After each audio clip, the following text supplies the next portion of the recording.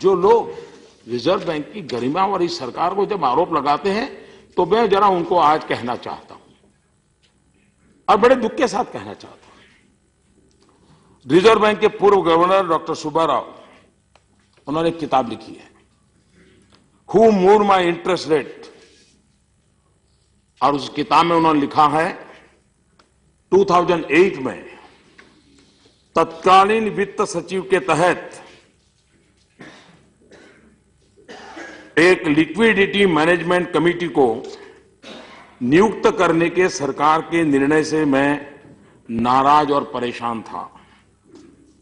चिदंबरम ने स्पष्ट रूप से भारतीय रिजर्व बैंक के विषय के क्षेत्र में ओवरस्टेप किया था।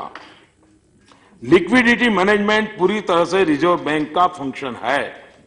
न केवल उन्होंने इस विषय पर मुझसे परामर्श भी नहीं किया, लेकिन अधिसूचना जारी करने के बारे में मुझे बताया तक नहीं था।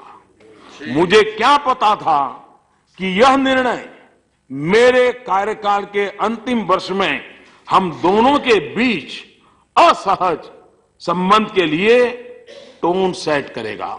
रिजर्व बैंक के एज गवर्नर ने पुरानी सरकार पर गंभीर आरोप लगाया है और किताब में छापा है, और अभी तक किसी ने इसका जवाब नहीं दिया है। अब मैं बोल रहा हूं तो कुछ कहेंगे तो अलग बात है, लेकिन ये बात सही है कि आज हमें ये उपदेश देते हैं, जरा वे भी अपने को आपको जरा गरिमावान में देखें, और मैं मानूंगा कि हम राजनीति से इसको परे रखें, इस इंस्टीट्यूशन का गौरव करने की दिशा में प्रयत्न करिए।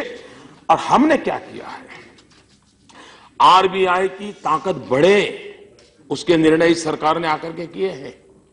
हमने आरबीआई एक्ट संशोधन करके मॉनेटरी पॉलिसी कमेटी की स्थापना की। ये कई वर्षों से उसकी चर्चा चल रही थी, कोई नहीं कर रहा था, हमने की। इस समिति को मॉनेटरी पॉलिसी संचालन की पूरी स्वायत्ता दी गई। इस समिति के प्रमुख आरबीआई के गवर्नर हैं।